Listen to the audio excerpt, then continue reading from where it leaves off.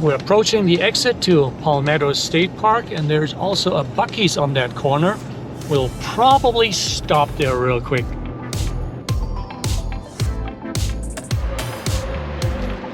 Yeah, we stopped at the Buc-ee's very close to Palmetto State Park because, yeah, we want to grab something to eat real quick. Buc-ee's I did visit the last year. Now it's already ready for Halloween, and that was quite an experience. Well, man. Thank you. It's just a huge place. I always heard good things about the restrooms. I want to check them out. Because it says here, world famous. Yeah, I guess you can call them world famous. Just like the gas station. Huge. Yeah, today I'm not going to do a tour of Buc-ee's. If you want to see that, watch my video from last year.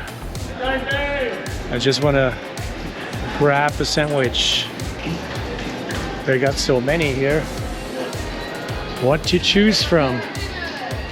Oh, tacos, burritos. I didn't see that last time. Beef burrito. Ooh, that looks good. So look at that burrito here. It's a chicken burrito, and then we got the 3 meat sandwich, just like last time. And that's it. Yeah, this is pricey. The brisket sandwich, well, 3 meat sandwich, plus a chicken burrito, $23.40 or something like that. So the next stop will be Palmetto State Park. Yeah, Buc-ee's is always an experience, from selection to price, but it's worth the visit. You should not take this road here, the first one, coming from I-10. That's what I've heard and seen in a YouTube video. Somebody said the trees are hanging really low there, and that could be problematic for a larger RV. So I took the second entrance. I hope that what I saw there on YouTube was correct. If not, you're gonna find out together with me. Yeah, and here those 2 roads intersect. The one here to my right, that is the one, and I can see it when I look down that road. There are a lot of trees down there. So, and then they both meet here. It's like a Y intersection. And here we are at the entrance to the state park. There's the state park sign to the right. And now all we got to do is look for the headquarters to check in. It's getting really cloudy. The humidity is pretty high. That could be the beginning from the hurricane that's hitting the coast. Headquarters, I guess here. Here we have to check in. Those are small headquarters.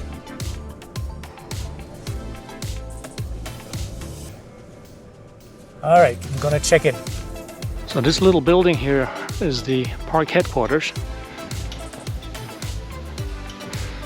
They also collect rainwater here, just like they did at Guadalupe River State Park. So let's check in. And straight ahead, that looks like the bathhouse. We got site 13.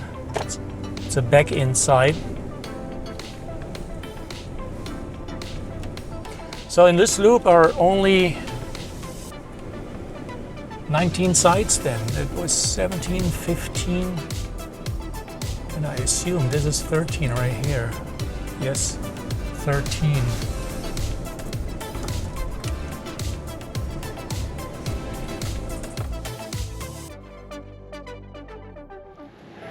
We arrived at Palmetto State Park. Our site is site number 13. I didn't see anything about a fire ban. They didn't tell us anything either when we checked in. We got a fire ring right here. Picnic table, lantern hook, the grill. This is a fairly long back inside with water and electricity. It's paved. 1350 amp. There are only 19 sites here. The bathhouse is right there. This would be the park host site, site 18, with a big wooden patio and tables and such. But there's no park host currently. Okay, to me, this is a first. There's firewood available right here. And it's $1 a stick. Guess that's not too bad. Kindling, fire starter. And then you put the donation in there. Here's the bathhouse. That is within walking distance. I don't even need my bicycle. And you can take books here to read. They're free. Just return them. And let's check out bathrooms real quick.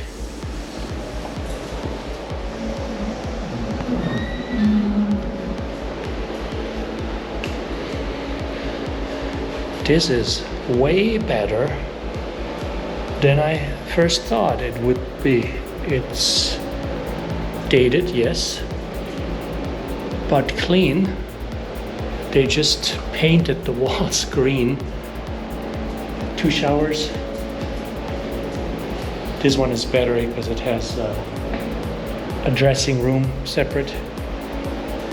It's a nice bathroom. Want to check it out in the morning.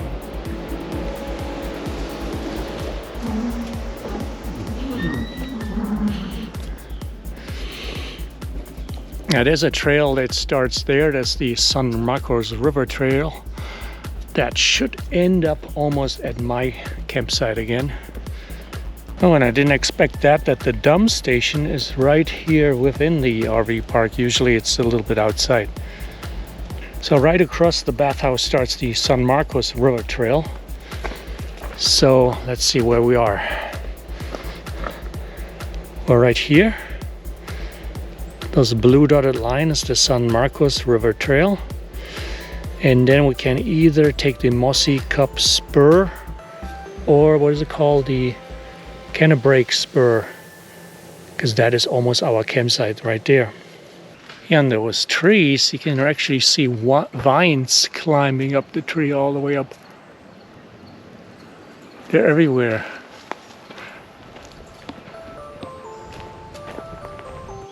Yeah, Data is in paradise because there's squirrels here. She loves them. And here's the river that gave this trail its name, the San Marcos River, right down there. We're about 0.8 miles into the San Marcos River Trail, and it's an easy trail, absolutely flat, no elevation gain, no rocks. Easy to walk. Nice trail. Yeah, about 0.9 miles into the trail, there's this bench here where you can take a rest. Data just did a water break, and yeah, it's an easy trail. I mean, you can do it all at once, really. It's very, very easy. Here's another intersection here that branches off the Canebrake Spur. There are supposed to be extinct mud boils. That's actually superheated water that came up from the ground. They are extinct or not active since the 70s. Interesting looking flower growing from one of those vines here.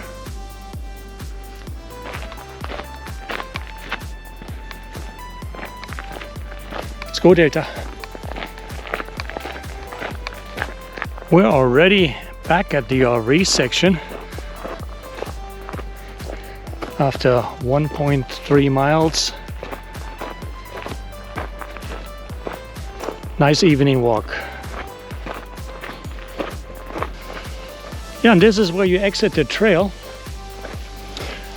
Right at the street that leads to the bathhouse and to our camping loop.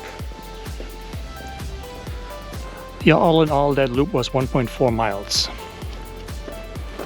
With an elevation gain of 29 feet, so that's next to nothing.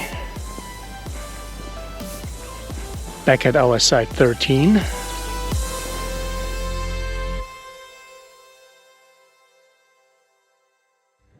Now there's a trail that starts right here at our campsite. The Mossy Cup Spur. came across that yesterday when we walked alongside the river. That name is a little bit concerning right here. Septic field. Do not enter.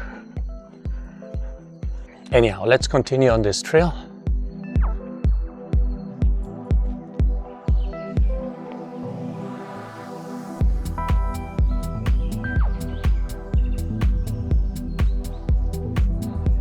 So here we are already at the intersection of the San Marcos River Trail and the Cane Break Spur. Delta, we go this way.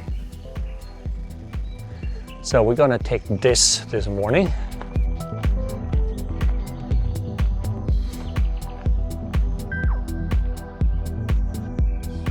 Delta, come here.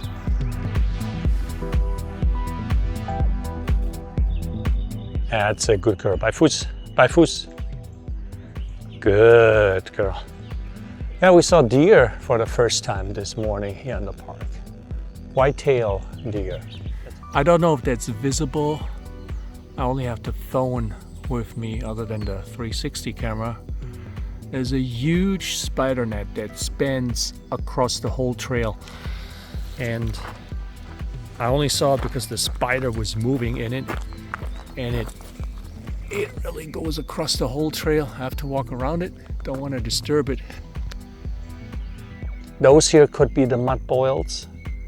Unfortunately, there is no sign here. According to the map, this could be the spot. Yeah, I wish there would be a sign where the mud boils are, but there's a little tiny trail here. And behind that, a little hole, and that could be pretty much the site because it looks muddy where back in the days, I think it was extinct in the 70s, it was thermal heated water came up and turned into mud, and that's it. And there's another one right here.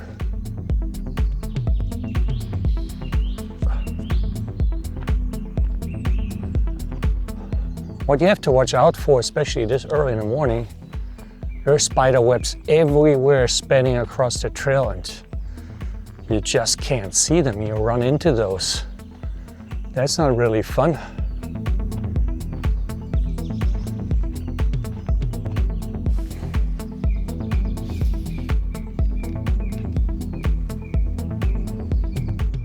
There's a group grilling area here.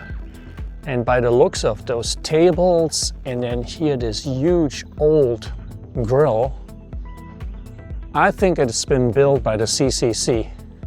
And there's also an old building coming up, and that is that typical CCC style. And here the moss again.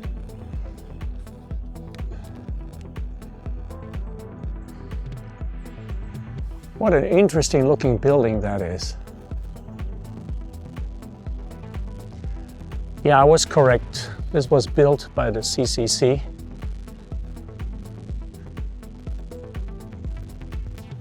And this is like a pavilion for group gatherings. They got picnic tables in there and so on.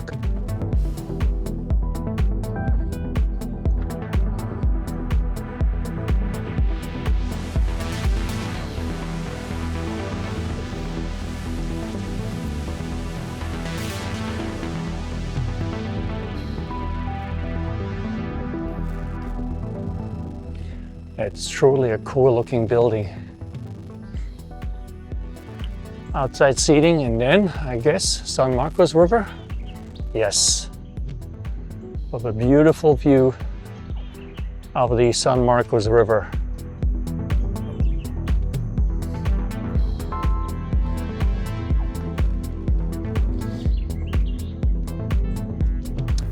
And once again, lots of spider nets here. They're everywhere. Huge ones.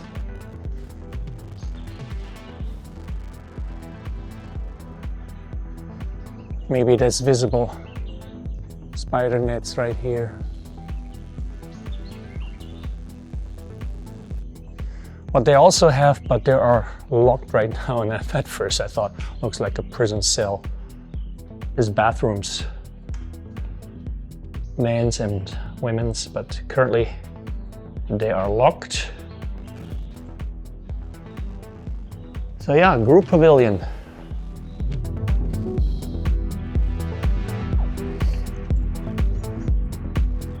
So right in front of the pavilion, you have the chance to go to the San Marcos River directly.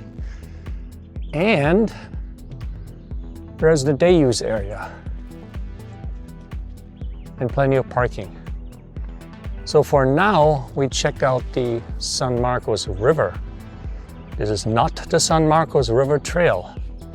This should lead directly down to the river.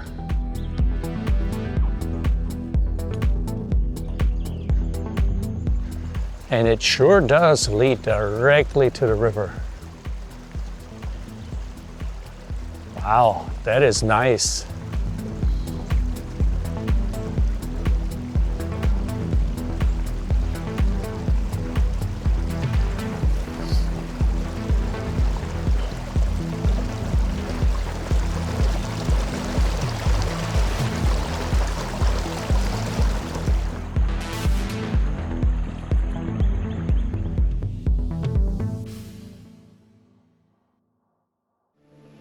So today we're gonna hike the Palmetto Interpretive Trail. That should be the trail with all the palmettos on it. It's fairly short, only 1/3 of a mile, but it leads to that water tower. And then from there, this is the park road here. From there, we hike the Otine Swamp Trail.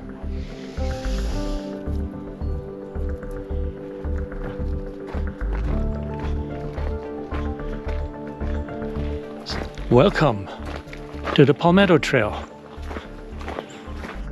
This is the famous Palmetto Trail. That is where the park got its name from all those palmettos here. Out of place, out of time. I'm gonna take a picture of this.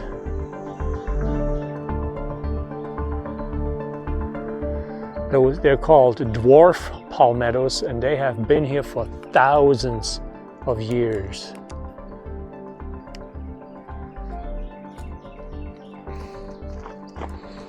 And there are in this section here literally everywhere. Beautiful.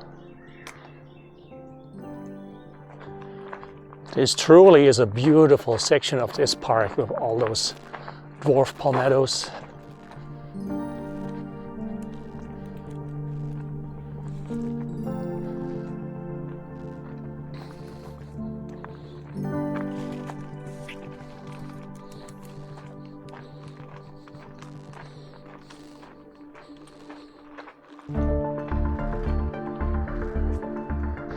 And this is actually a swampy section. There are later, on that other trail probably, boardwalks everywhere.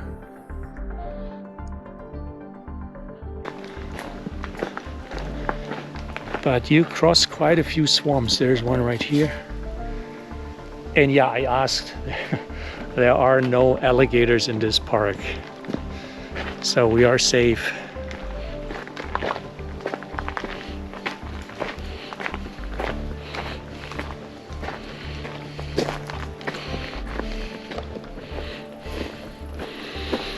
Well, here they always mention all those kind of snakes that they have.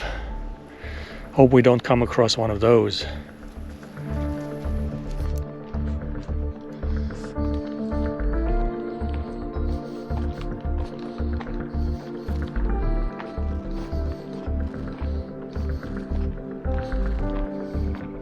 This is kind of the looks of it here. This section is like prehistoric to me. It's awesome. It truly is a step back in time. Morning. Let's go. And we are approaching what they call here the water tower. It's also an old structure hall. By the looks of it, could be built by the CCC again. And there's actually water here.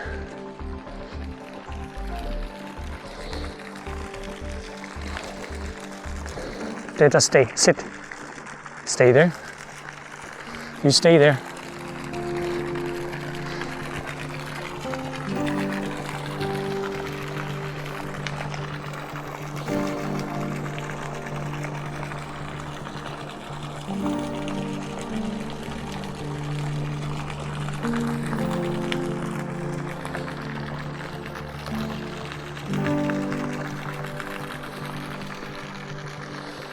I don't see no fish. Oh no, there are little tiny fish, or whatever they were. Yeah, there are tiny fish in here.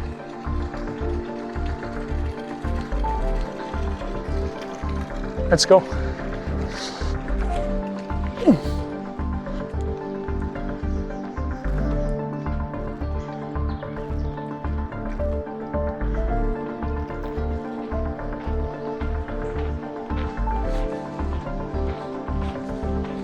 Yeah, that would be the entrance right here.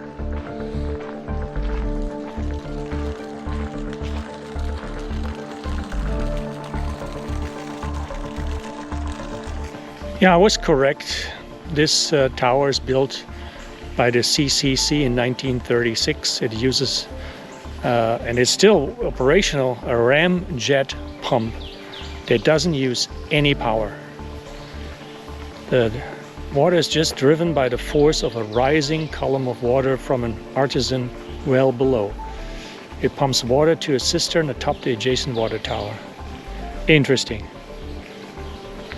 Really, really interesting. 1936. So that is the exit of the Palmetto Interpretive Trail, which ends up right here on the street that leads to the campground. Yeah, and that is the road I drove yesterday. It is really, really bad here in that section. It's sunken in several places and cracked. And you can see by the markings that RVs probably scraped along here. That would need to be fixed, definitely. Because when I came down here yesterday, I wasn't sure if that is the actual road to the campground or I end up in a dead end. So this morning we walked to the big pavilion built by the CCC, and there we saw the Otin Swamp Trail. That comes out here. The San Marcos River is in the background. And here the trail continues, and that's what we're going to take right now.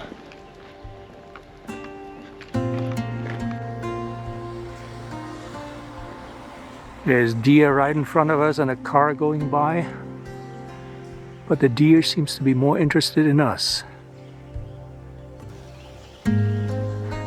Yeah, wildlife is abundant here.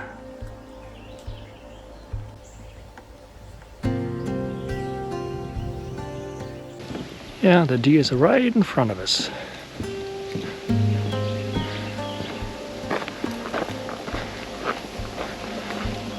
I think it was a mother with two young. There were two little ones. So this is here where the boardwalk section starts. And even though it's very humid, and I assume they must have had rain in the past, it doesn't look very swampy here yet. Don't know if that's gonna change. But this is not like last year when we visited Gonzales State Park and they had those boardwalks that went over nothing but swamp. I mean, really, with water and everything. And once again, everywhere are those palmettos. Trails are very well maintained, by the way. This is a nice park. And as I said yesterday, easy for hiking. Everything is flat. I just thought to myself while walking down this trail, I don't want to see any snake. And there was, right in the middle of the trail. It didn't even look like a snake. I thought it was a stick because it's fairly short, but kind of thick. No idea what kind of snake that is.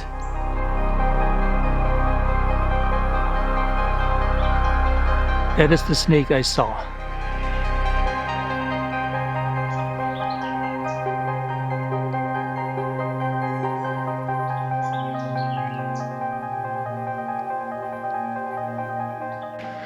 Yeah, that was a weird moment with that snake.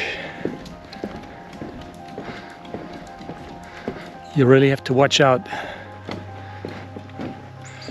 So we come to an intersection, Mesquite Flats Trail,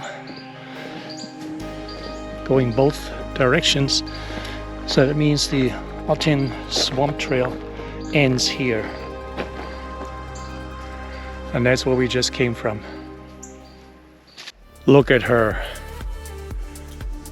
She did that in Davis Mountain State Park too, that she wanted to rest on a bridge.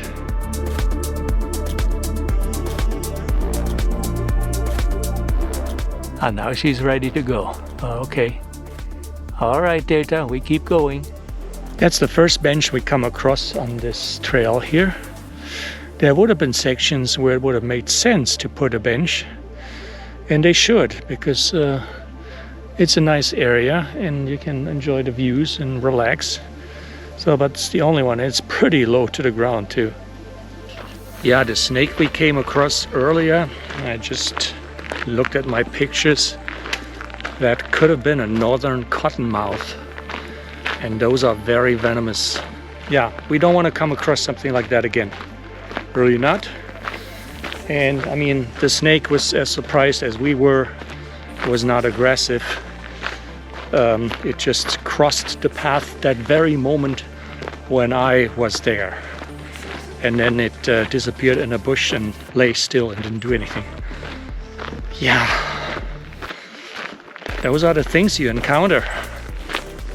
And right now I'm really focusing on the trail. Everything starts to look like a snake. Those roots here from a distance, you cannot tell what it is. Yeah, we're back at the San Marcos River Trail. That means we're gonna hike back now to the campground. So we are back at the trailhead and therefore at the street leading to the campground. And the total mileage, 2.63 miles for all the trails that we did this morning.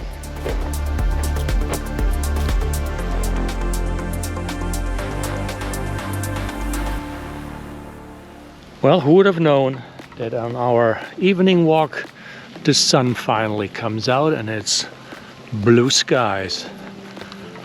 The whole park looks different. Especially this pavilion now looks different in the sunlight. But that's not where we're going. We're going through the low water crossing again and then continue on to a lake that's here inside the park. Yeah, now the San Marcos River in the sunlight. That looks so much nicer.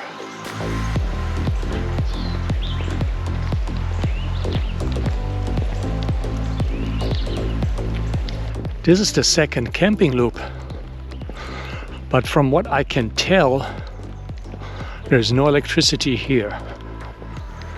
Every now and then I see a water spigot, but no electric hookups. The camp hosts right here, of course, they have full hookups, but that's it. All the other sites, every now and then there's between two sites a water spigot and that's it. This is labeled as the Oxbow Lake Trail, and there is a bathhouse, much smaller than my loop. And I kind of doubt that there are showers in here, but let's check it out once we're here. No, that is just a restroom, but very clean again. I told park headquarters how clean those restrooms are. I was impressed. Yeah, so here there are no showers, it's just bathrooms. Yeah, that looks fairly easy. Here they label this as tent camping. but RVs would fit there, smaller ones. So yeah, we're gonna do this trail. It's a 3/4 mile loop and goes around the Oxbow Lake, where you can also do fishing.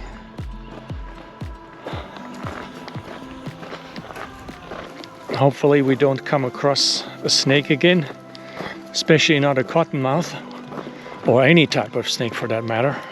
We just crossed the main road to the left. That's park headquarters. To the right, to the camping grounds. And here we are at an intersection. Headquarters trail to the right. It's not far. I can see the headquarters from here.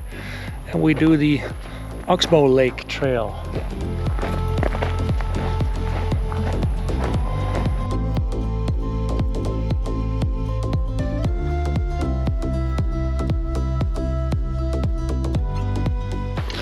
And we are right by the lake now. Oh, this is a beautiful trail. Butterflies flying around here. And here we got a view of the lake.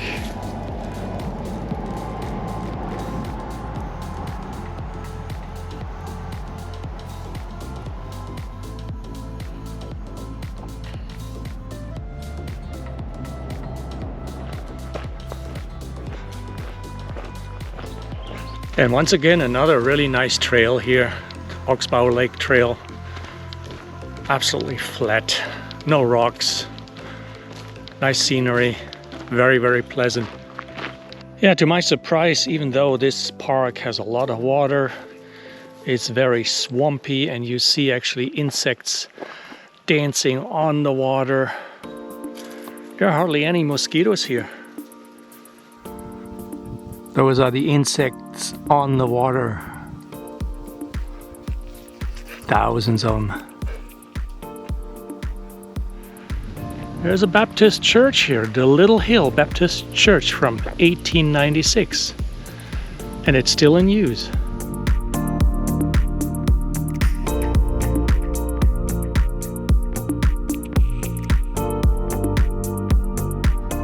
It looks like if they offer kayak and paddleboard rental right here.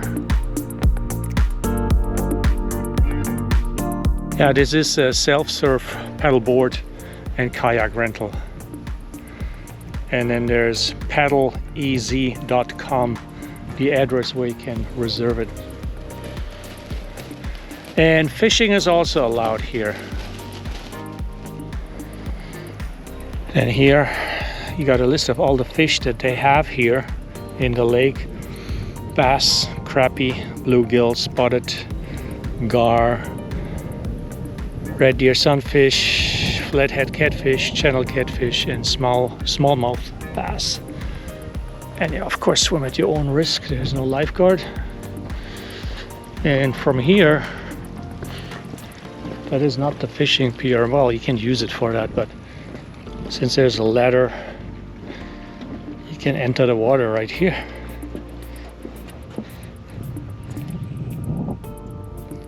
Yeah, and this is a recreation of what the CCC had built here once.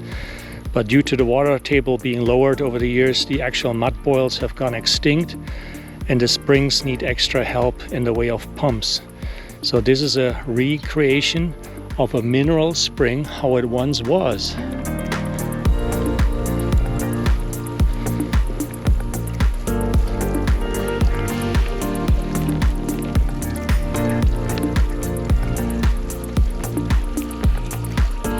And then I assume that those are the mud boils. And once again, recreation, of course. This park did really a good job in everything. Trails, bathrooms, recreation of things, cleanliness. And it seems that they even have a cabin. There's one straight ahead. We want to get a little closer, but not too close, because I think people live there. Yeah, but that's a recreation of that well and the mud boils. I wonder if this is actual spring water that's being pumped up, as they said, with the help of pumps, because it has a sulfur smell to it. This is a really nice looking cabin. with 2 rocking chairs.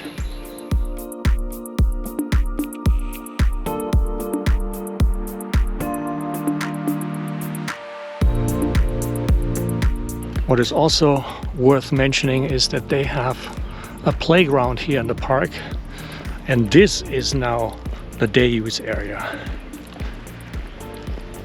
It's right next to the lake and to the what they call tent campground. Yeah, this is it. We're leaving Palmetto State Park. It was humid here, nice trails. That snake encounter was scary, to tell you the truth. And now we're heading to Gonzales State Park. We hope that it was not too affected by the hurricane, by the moisture and the rain.